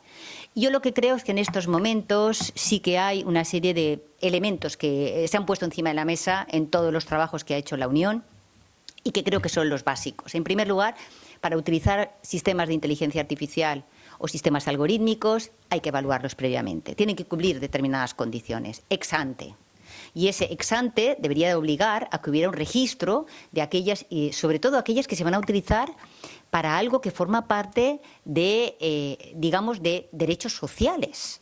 Ya léase, por ejemplo, trasplantar un órgano en un hospital público a una determinada persona, que también es otra cosa que en Estados Unidos se ha utilizado como sistema algorítmico. Hay que invalidar aquello que de alguna manera sea o puede incurrir en sesgos, que sea protector de los datos personales, en los cuales necesariamente tiene que haber una inteligencia artificial explicada. Esto hay que entenderlo. No se trata que a mí me digan el código, la fórmula del 2 más 4 más tal, porque yo me quedo igual, sino realmente un poco lo que decía de la receta. Es decir, ¿qué receta es esta para que las consecuencias que se derivan de la aplicación de estos datos sean este o el otro? En segundo lugar, yo creo que es importantísimo el control de la vida de estos sistemas. No consiste en dejarlos ya y funcionar, sino que habrá que establecer evaluaciones, auditorías de la funcionabilidad de estos sistemas y de las consecuencias negativas que puedan producirse, por ejemplo, en materia de sesgos o de vulneración de derechos. Y garantizar que la acción humana esté en esos controles, ¿no? Es decir, porque también hay quien opina que las auditorías las podrían hacer las propias máquinas. Es decir, el propio sistema, que yo me lo guiso y yo me lo como, ¿no? Al final. Favorecer la incorporación, que lo dice la Unión, de juristas y éticos en el diseño de las inteligencias artificiales. Yo creo que esto ya se está haciendo. Ya hay realmente grupos de trabajo de ingenieros con juristas y con éticos.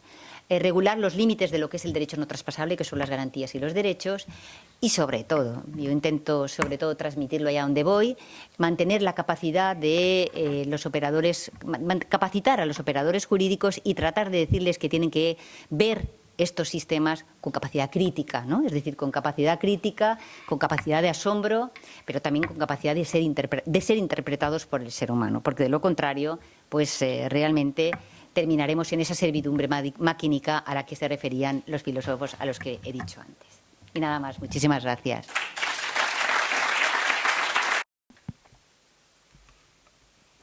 Bueno, Silvia, muchísimas gracias por una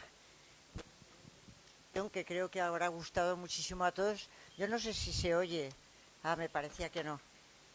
Porque ha sido verdaderamente ilustrativa y supongo que habrá un gran montón de preguntas, con lo cual voy a empezar a darlas por aquello de que nos podamos marchar esta noche a alguna hora. ¿No se oye? Sí, que aquí hay ya una pregunta. Que ya hay una pregunta. Sí. Vale, por favor, que sean breves. Sí. ¿Aló? ¿Se escucha? Bueno.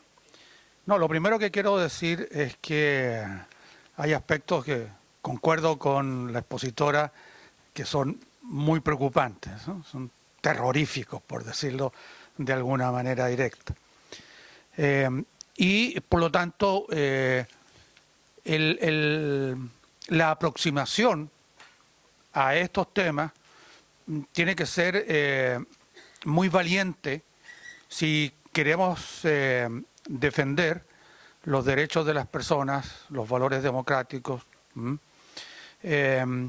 y significa tomar decisiones radicales en términos de aplicar principios como, por ejemplo, en la penúltima elección en los Estados Unidos no funcionó el sistema electoral electrónico y por lo tanto simplemente hay que defender la legitimidad y la eficacia del viejo y tradicional sistema de votación manual. Esto como ejemplo de que las tecnologías que al ser evaluadas no se detecte que no funcionan bien desde el punto de vista del derecho o de los problemas que apuntan, que pretenden solucionar, tienen que ser neutralizadas legalmente. Alguien tiene que tener la capacidad de poder hacerlo. Y lo otro que quiero decir es China es verdaderamente un excelente laboratorio para demostrar cosas que no se pueden hacer desde una perspectiva democrática con la aplicación de las tecnologías. Esta cosa del reconocimiento facial, por ejemplo, se sabe que en China es utilizada Por favor, brevedad. Sí, termino. Para controlar determinadas etnias. Eso es inaceptable desde nuestro punto de vista. Gracias. Totalmente de acuerdo. Yo creo que estamos de acuerdo en todo. ¿Hay más cuestiones? Prega. Buenas tardes. Gracias por la excelente exposición, sobre todo por la enorme síntesis de componentes que nos ha brindado. Yo vengo del mundo tecnológico, el mundo que yo digo a veces que es la selva de la no regulación, y el ámbito legal es un ámbito fuertemente regulado, tanto en la parte de la defensa como en la parte incluso de la Procuraduría, etcétera, etcétera. Entonces, mi pregunta es, en estas cuestiones ya de muy alto nivel, es decir, donde estamos hablando de ayuda a la decisión, sea algorítmica o sea con sistemas más avanzados, inteligencia artificial o todo lo que se quiera, ¿cuál es su opinión sobre la necesidad o sobre qué cuestiones o qué actividades profesionales, el rol, digamos, de la regulación profesional en esas personas que son las que implementan estos sistemas informáticos? Porque los sistemas informáticos de inteligencia artificial ni los algorítmicos se hacen solos, los hacen programadores e ingenieros informáticos. Entonces, ¿cuál es su opinión sobre la necesidad o el papel, en fin, su visión sobre la regulación de actividades profesionales en este ámbito de alto nivel? Gracias. Mi opinión sobre la regulación de las profesiones.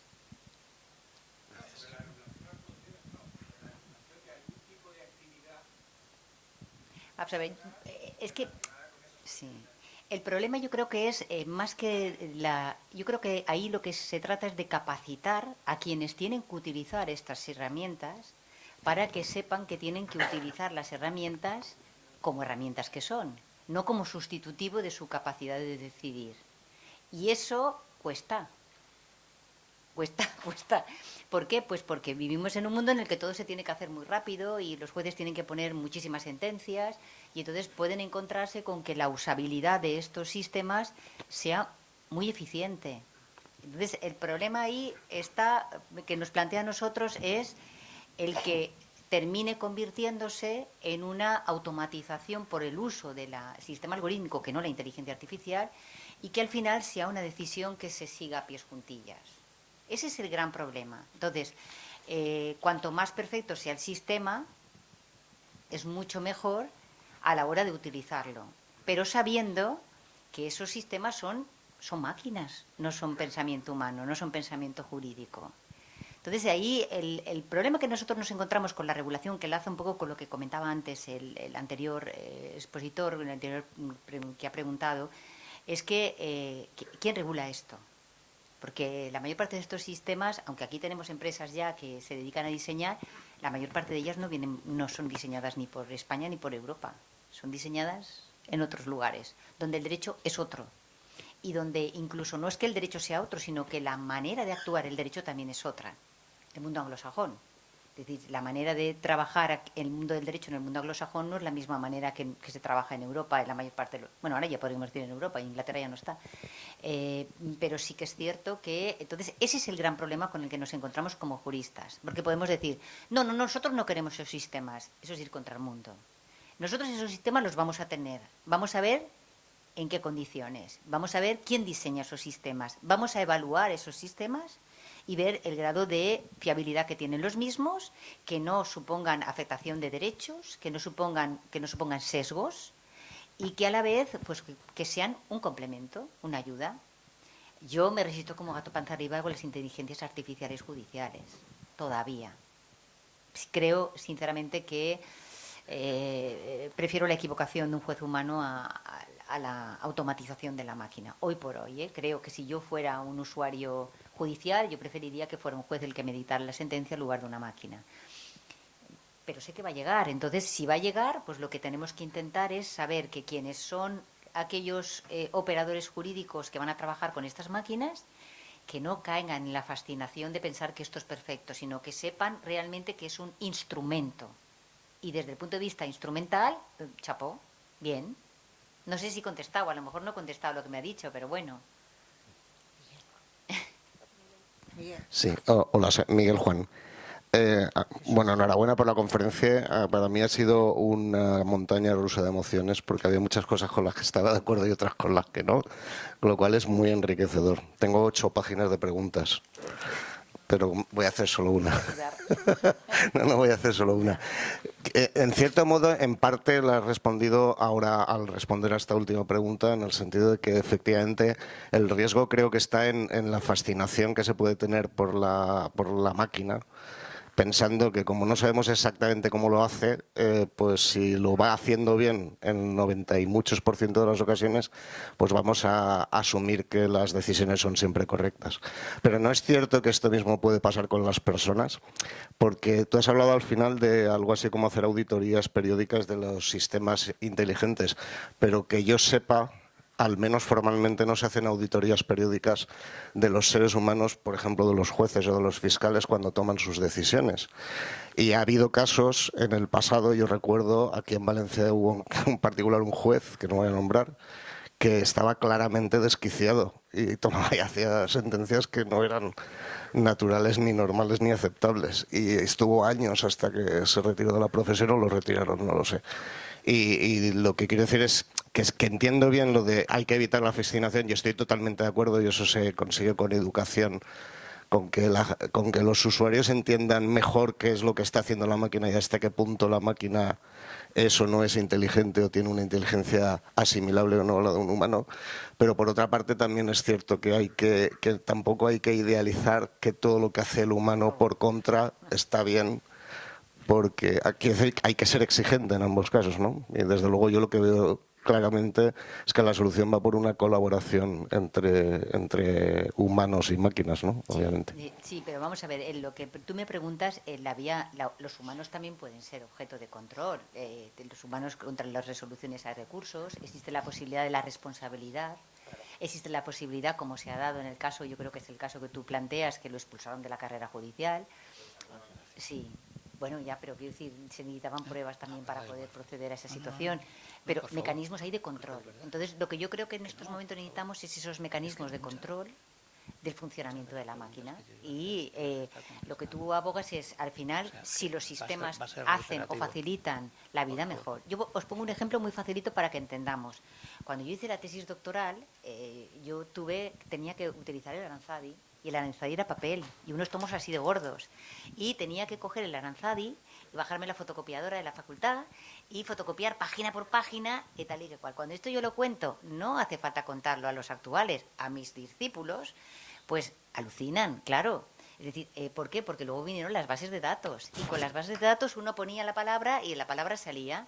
Bueno, pues yo no quiero que se vuelva atrás, porque yo creo que en esto se ha avanzado mucho, se ha avanzado muchísimo.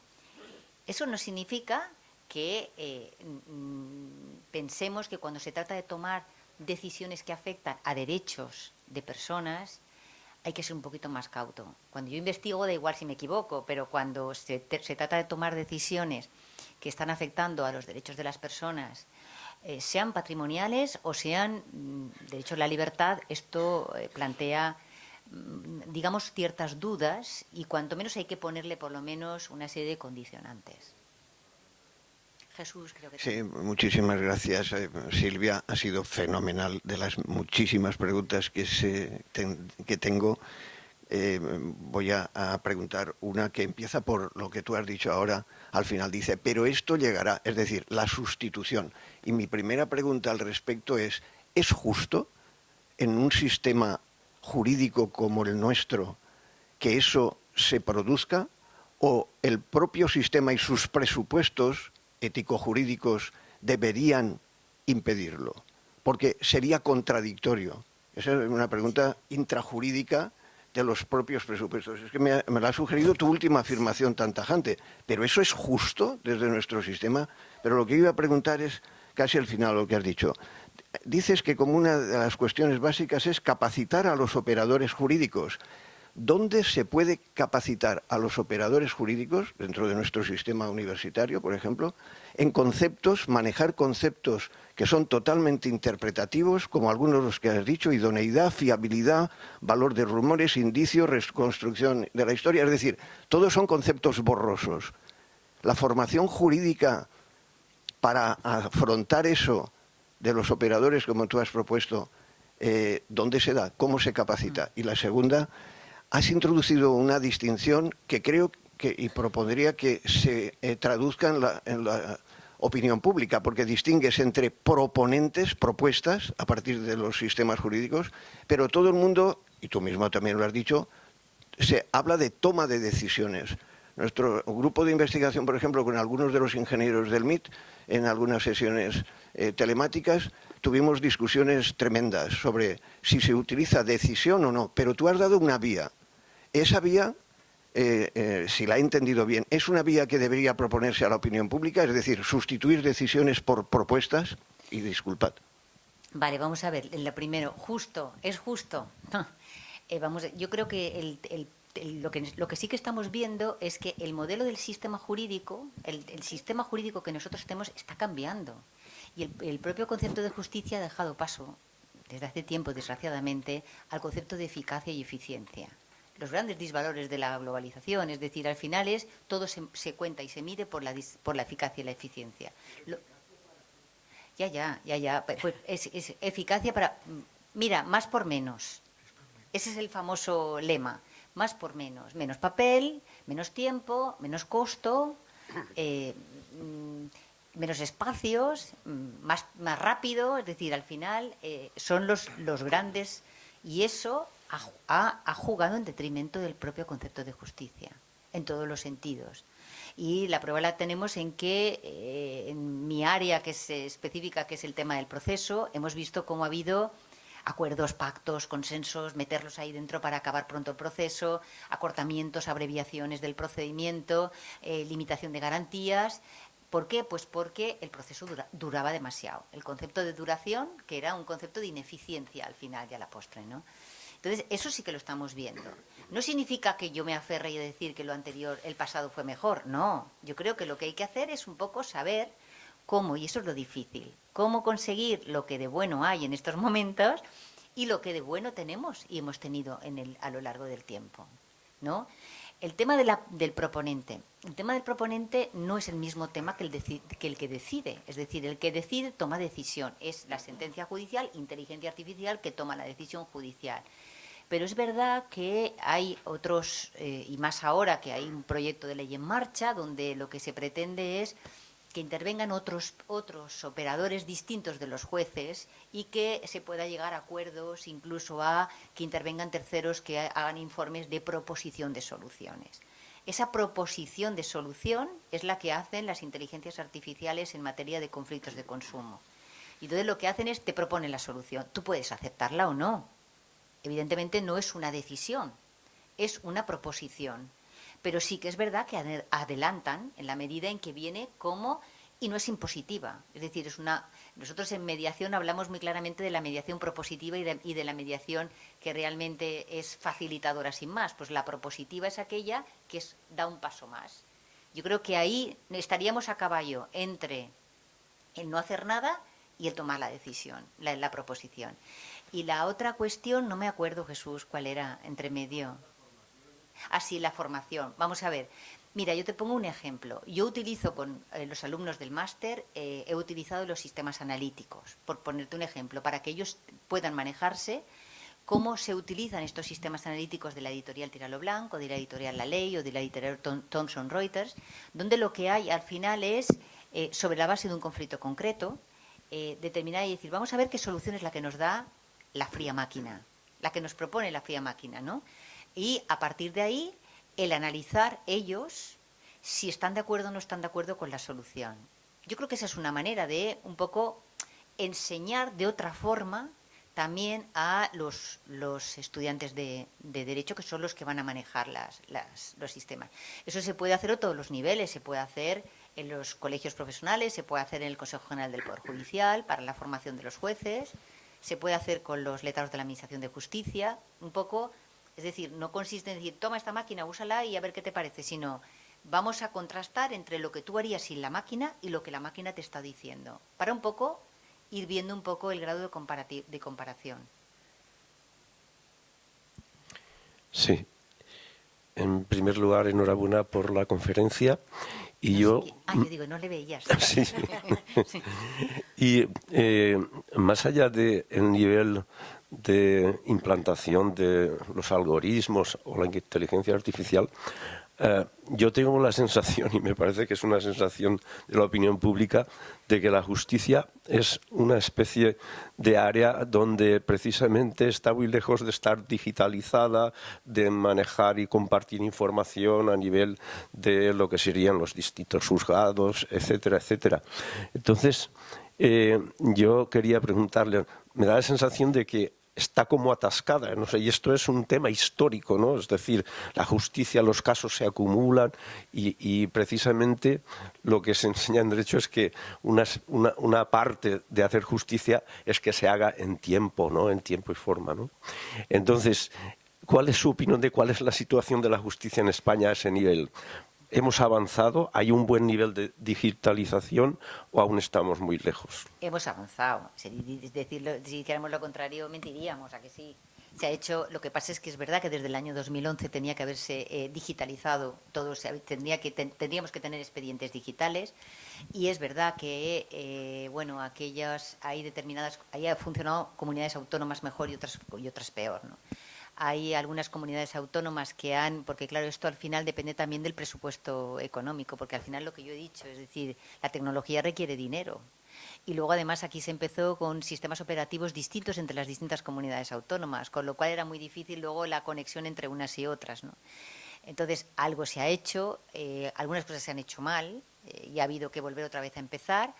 Se ha avanzado con el tema de la digitalización. Yo creo que la pandemia ha lanzado un poco a la trágala, ¿no? a la utilización de la tecnología para poder continuar con el desarrollo de la justicia.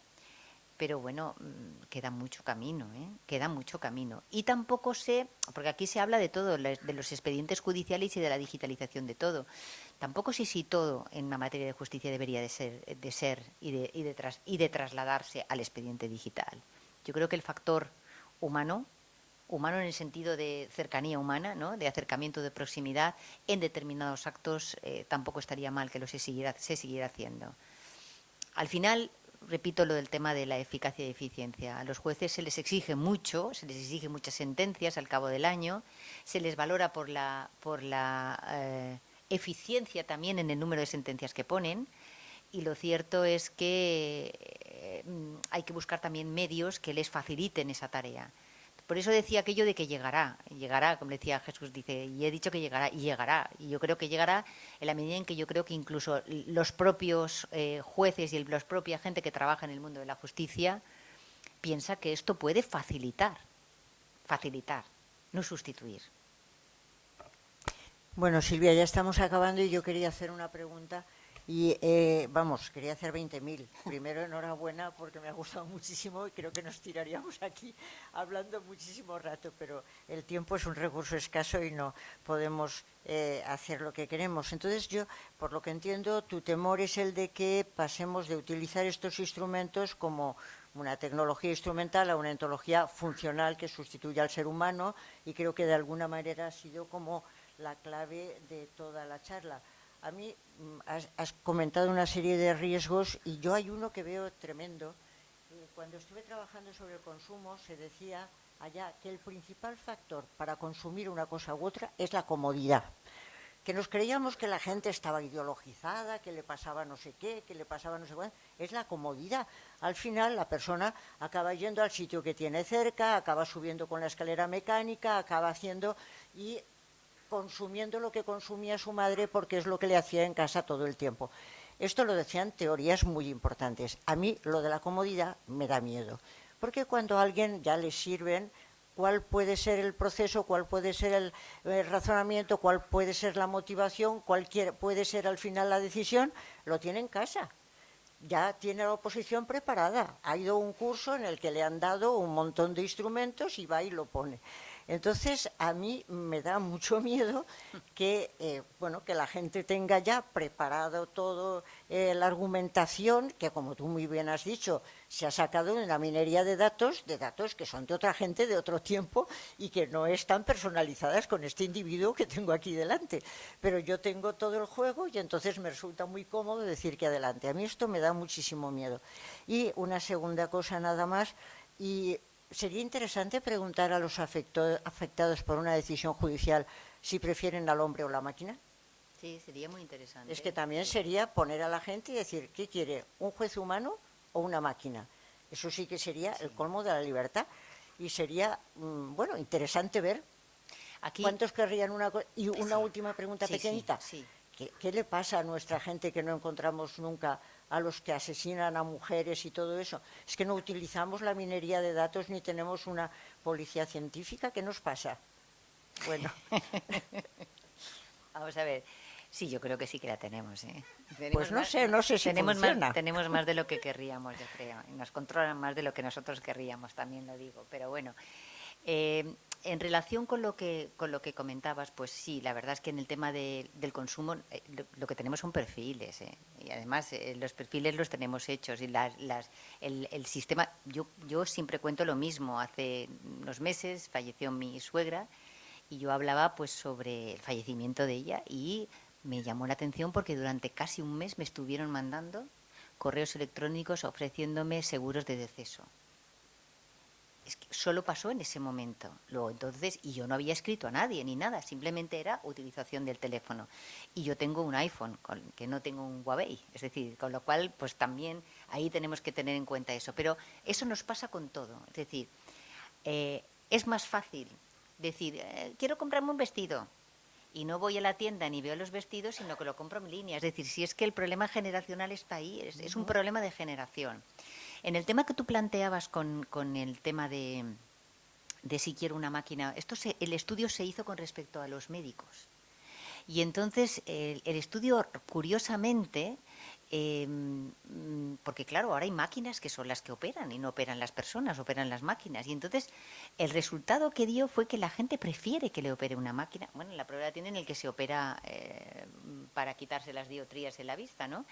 Prefiere que le opere la máquina que le opere el ser humano. ¿Por qué? Porque dicen, es que yo no sé si mi médico la noche anterior pasó una mala noche y si tiene la mano nerviosa, porque claro, es el ojo. Y entonces el sistema, se piensa que el sistema de la máquina que opera, siempre con control remoto por parte del humano, claro está, es más fiable, es más perfecta que la propia mano humana, ¿no? Si eso lo aplicáramos al mundo de la justicia, sería muy interesante preguntarlo. Es verdad que cuando yo he contado esto en países latinoamericanos, en países latinoamericanos me dicen que ojalá sistemas donde realmente el Poder Judicial es un Poder Judicial muy corrupto, y entonces piensan que sería el mejor sistema para eliminar realmente ese proceso de corrupción, así laminado, a través de un sistema maquínico. Pero irían más allá, incluso me hablan de la sustitución de sus políticos por inteligencias artificiales. Eso es el tema del próximo seminario.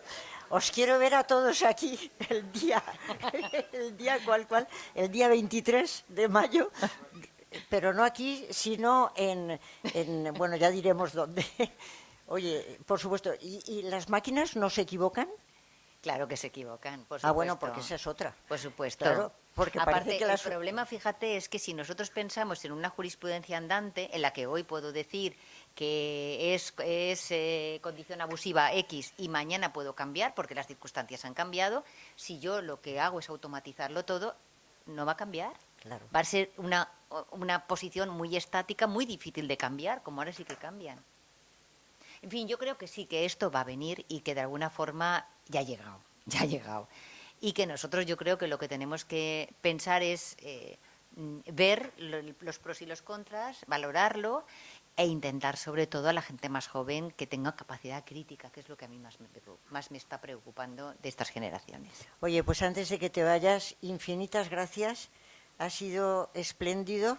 Y bueno, quiero decir a todos los presentes que efectivamente el día 23 de mayo tenemos el próximo seminario, que es una prosecución de porque se titula Democracia Algorítmica.